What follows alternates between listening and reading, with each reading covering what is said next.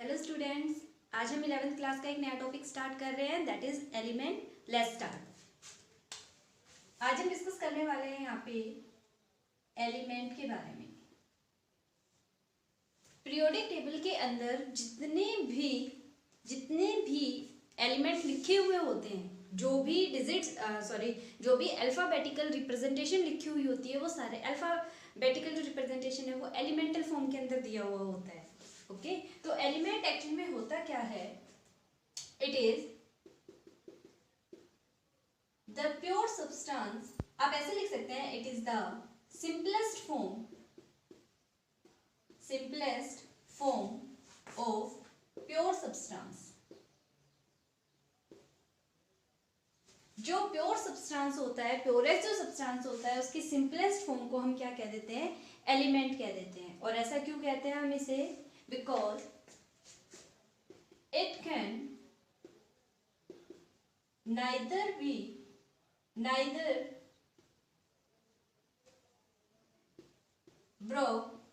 broken into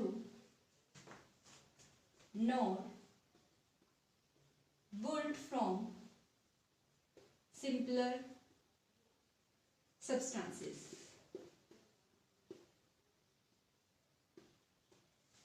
ठीक है, यानी जो एलिमेंट है वो सिंपलेस्ट फॉर्म होता है किसी भी प्योर सब्सटेंस का। सबसे सिंपल जो फॉर्म है वो एलिमेंटल फॉर्म होती है।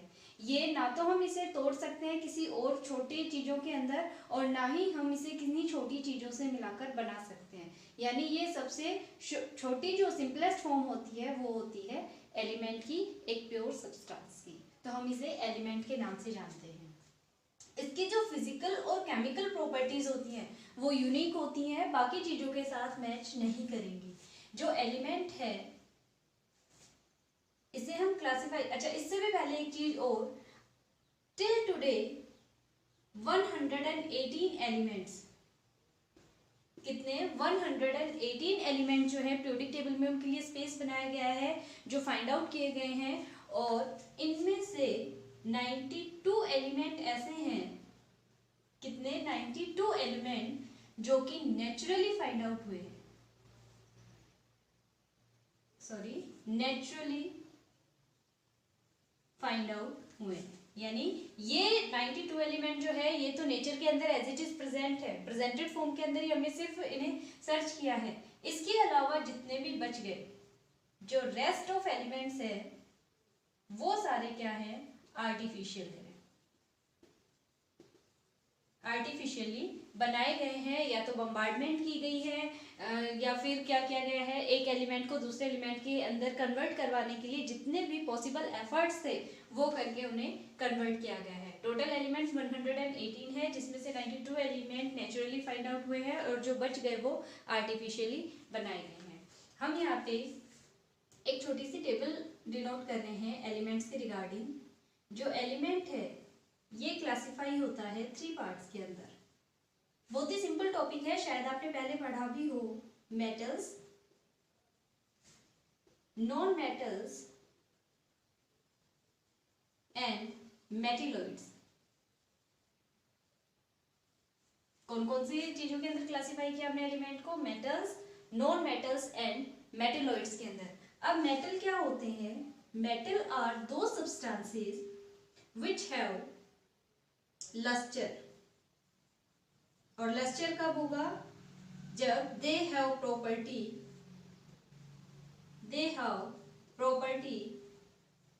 to reflect back light। अगर कोई भी चीज लाइट रेडिएशंस को रिफ्लेक्ट कर सकती है तो उसके अंदर एक लस्टर प्रेजेंट होगा, एक लस्टर, चमक उसके अंदर दिखाई देगी। जब भी लाइट रेडिएशन किसी सरफेस के ऊपर जाके स्ट्राइक करती है और अगर वो शाइनिंग करता है, चमकता हुआ दिखाई दे रहा है, तो इसका मतलब कौन सी प्रॉपर्टी है उनके अंदर? लस्टर प्रॉपर्टी है। और ये किसके अंदर प्रेजेंट रहती है? मेटल्स के अंदर प्रेजेंट रहती है। दूसरी जो मोस्ट इंपॉर्टेंट प्रॉपर्टी है इसकी वो क्या है? All metals are present in solid state. कौन सी स्टेट में प्रेजेंट रहेंगी? सॉलिड स्टेट के अंदर। एक्सेप्शनल केस क्या है यहाँ पे? Except mercury. ये भी पता है हमें, जो मर्क्यूरी होता है सिर्फ वो एक ऐसा एलिमेंट है, एक ऐसी मेटल है जो लिक्विड स्टेट के अंदर प्रेजेंट रहती है रूम टेम्परेचर के अंदर। अदरवाइज जितने भी एलिमेंट्स हैं जो मेटेलिक एलिमेंट्स हैं वो सारे के सारे रूम टेम्परेचर पे लगभग सॉलिड स्टेट के अंदर प्रेजेंट रहते हैं। इसके अलावा इनमें कौन कौन सी प्रॉपर्टी होती है? They are ductile. डक्टाइल का मतलब क्या है? हम इन्हें वायर्स के अंदर कन्वर्ट कर सकते हैं, यानी वायर्स बना सकते हैं। मैलेबल, मैलेबल का मतलब क्या है? शीट्स के अंदर कन्वर्ट कर सकते हैं।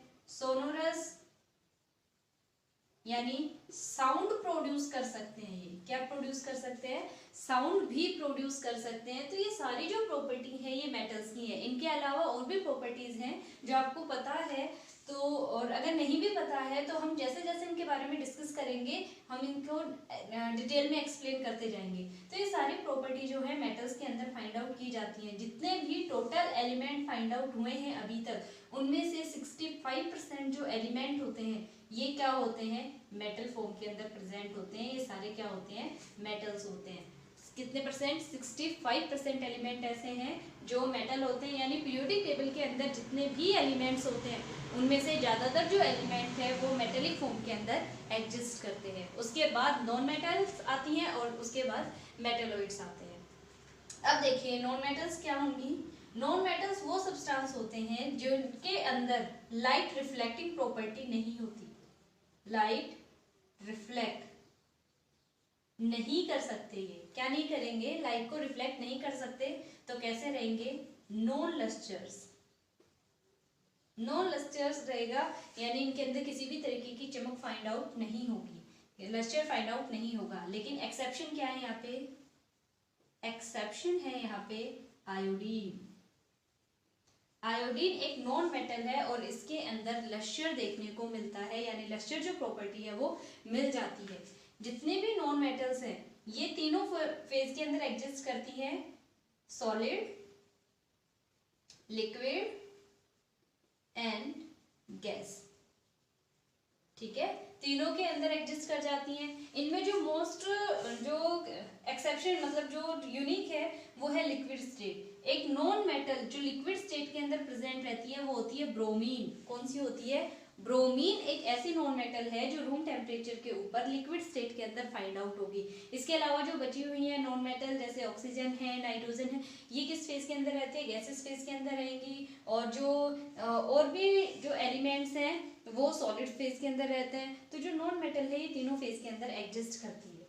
इसके अलावा ये नॉन डक्टाइल होती हैं, डक्टिलिटी इनके अंदर शो नहीं होती, मेलेबिलिटी भी शो नहीं होती है इनमें, सोनोरस भी नहीं होती हैं। और एक मेन जो बात थी इसके अंदर कंडक्शन की, जो इलेक्ट्रिसिटी की कंडक्शन वाली प्रॉपर्टी है वो मेटल गुड कंडक्टर होती है हीट एंड इलेक्ट्रिसिटी की, जबकि नॉन मेटल जो है वो बैड कंडक्टर होती है हीट एंड इलेक्ट्रिसिटी की। लेकिन इसमें भी एक्सेप्शन क्या है इलेक्ट्रिसिटी के अंदर? ग्रेफाइट।